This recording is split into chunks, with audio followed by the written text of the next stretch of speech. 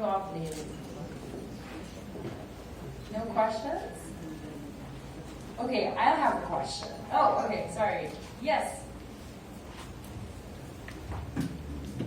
Hello, good afternoon. Robert Vergara from Business World. So I just want to know, in what specific areas of addressing global issues do you see tech startups to take part in or to play a big role in? Thank you. Well, there are three specific areas for the challenge: disaster risk reduction, disaster response, and disaster recovery. So those are the areas. I think UNDP was among the judges, and I think PDRF was as well. Actually, I think Kubo too, and that's what we were looking for. What we were happy about is we got entries from all over the ASEAN region. But those are the areas, if they can make a difference, as Kat said, you don't have to be a disaster startup. There are very few like that. If you can pivot and use your product for disaster, whether to prepare, respond, or to help people recover, then that's a good thing. I don't know if you want. Just to emphasize the importance of technology and innovation in PRR.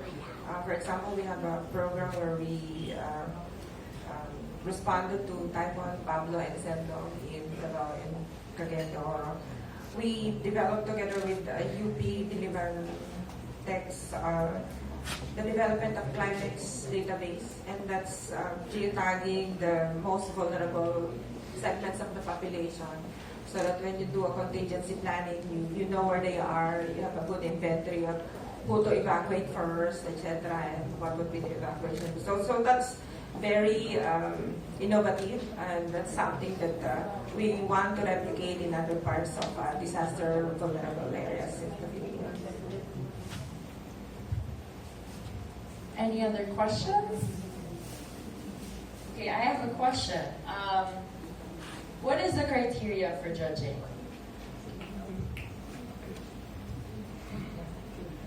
So we actually looked at three key things when evaluating So the judging panel, first of all, was composed of representatives from Kubo, from PDRF, and the UNDP, and each kind of played a key role in coming up with our top 20, which we'll be announcing in a few minutes. Essentially, we looked at three things.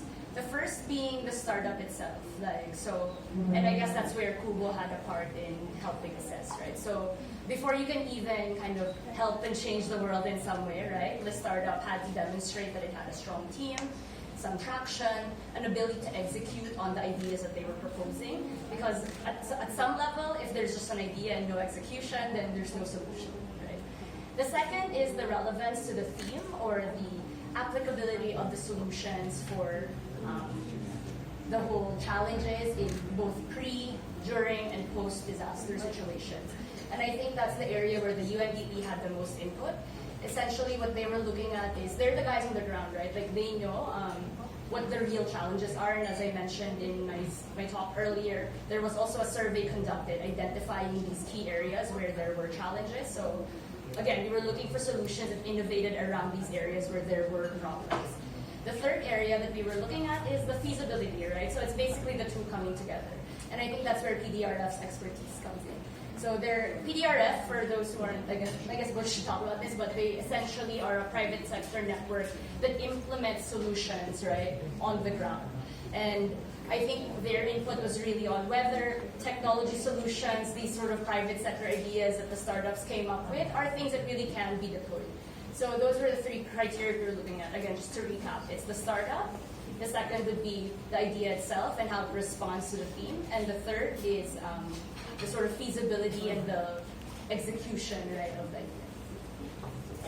I just want to acknowledge the role of the AHA Crisis Center. It's the crisis center for ASEAN. They're based in Jakarta. So they did the survey, so they had a role in this. I want to thank them. And I forgot to mention my three bosses at PDRF. Si Cardinal Tagle, Jaime Augusto Sobel de Ayala, and my boss, Manny Pangilinan. So they're the three co-chairs of PDRF.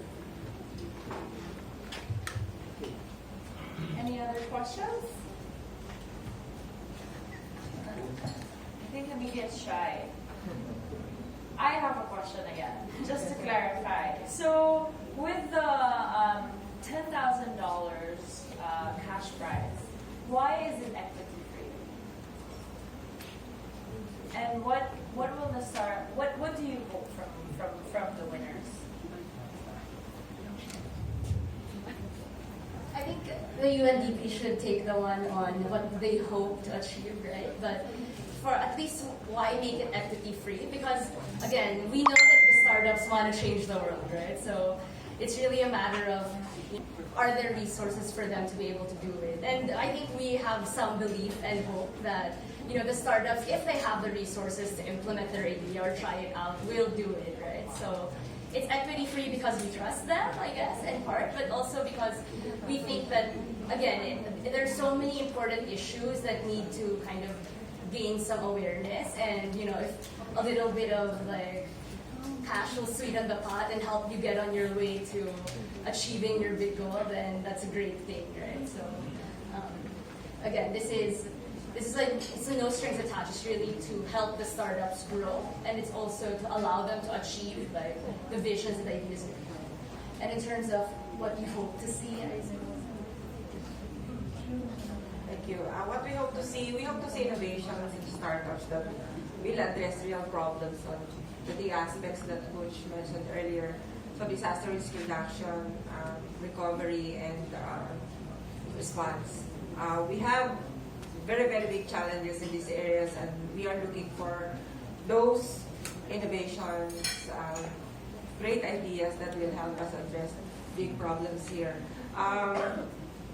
The challenges are many, but based on the evaluation that was conducted, we see some very, very promising proposals, and we hope that those winning proposals, if proven viable, would be willing to adopt them, probably support them, and make sure that it becomes part of our program for DRR. So we'll see.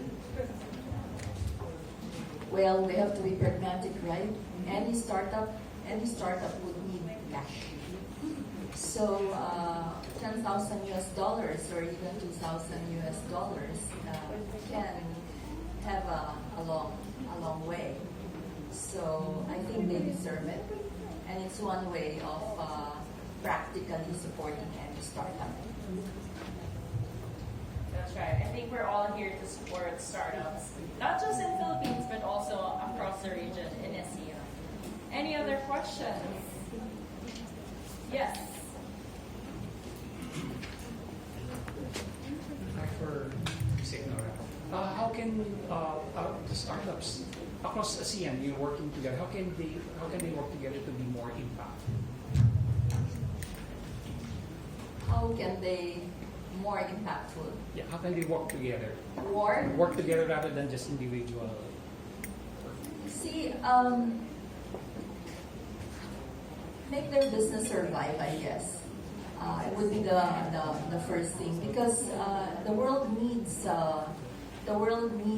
successful businesses, and it's not easy. So how can they work together? First of all, by collaborating.